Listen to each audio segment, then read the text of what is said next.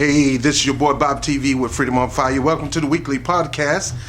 First, I want to get right into it. Cory Booker, the sucker sellout liar, says that he did not approve of the original form of the blower prescription from Canada, and he called Bernie Sanders. He called Bernie Sanders to work on a new deal. Watch this. Let me ask you about drugs, because that's obviously an important part of healthcare. And you know, Bernie Sanders was very critical of you and 12 other Democrats for voting against a bill that would have allowed the importation of drugs from Canada. I know that you've answered as to why you voted that way, but he was very harsh. He said you and the other Democrats lacked the guts to stand up to the pharmaceutical industry. Well, first of all, you know that was not a bill. That was an amendment. It was a resolution. It was not even something that, if everybody in the Senate voted, would have changed one thing. It was a late night resolution during a vote-a-rama that some of us were asking is, hey, put some safety requirements on it. They weren't put on, and so I went right to work. I said, hey, Bernie, to Senator Sanders, let's work together. Senator Casey, Senator Sanders, and I put our heads together, worked on a bill that is incredible. Not only will it allow imports, but it gives the safety guarantees that a lot of us were concerned about. This has nothing to do with pharma, it doesn't do with courage.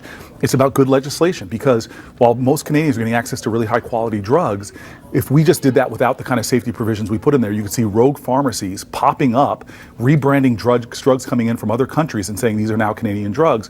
So we put things like track and trace technology and other things to make sure our consumers are getting quality drugs. So you know that there are progressives out there who are looking for a white knight and were disappointed in that vote. And in addition, I think in 2014 you were the #1 recipient of donations from pharmaceutical companies and executives of them.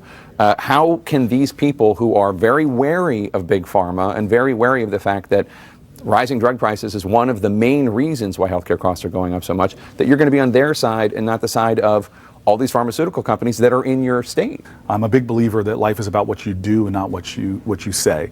And so my performance in the Senate when it comes to issues that really are important to my community, like, please understand this, a lot of folks in the Senate go home. I go home to Newark, New Jersey, Central Ward, a community of folks who are working class folks who are battling every day against rising rents, rising college costs, a lot of the challenges we're facing. That's where my loyalty lies.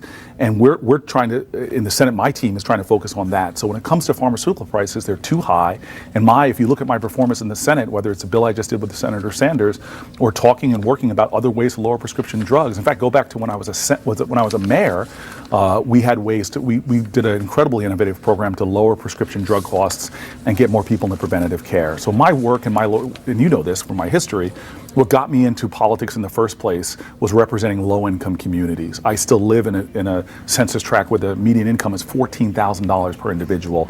That's where my loyalty lies. I haven't put anything out there ever that's contrary to. All right, come on, Cory Booker. You are using the playbook of Hillary Clinton. Lie to make yourself look good.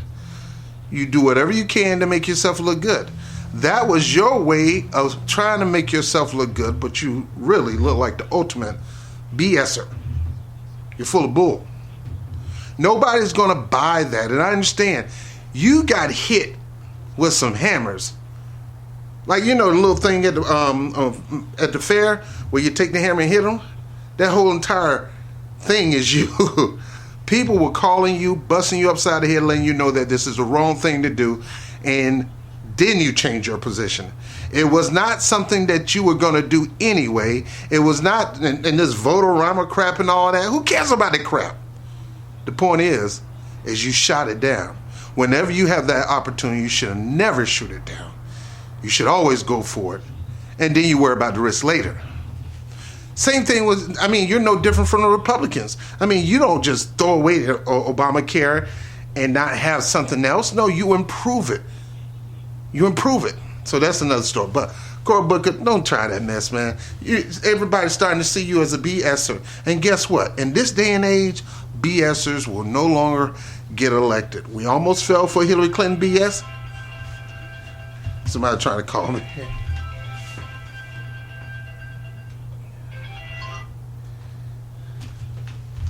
We fell for Hillary Clinton BS. We're not going to fall for your BS. Bad enough we got to deal with Donald Trump BS. His BS is enough to say I'm done. So you being an ultimate BSer yourself, you will never, ever, ever be president again. I'm Bob TV. Peace.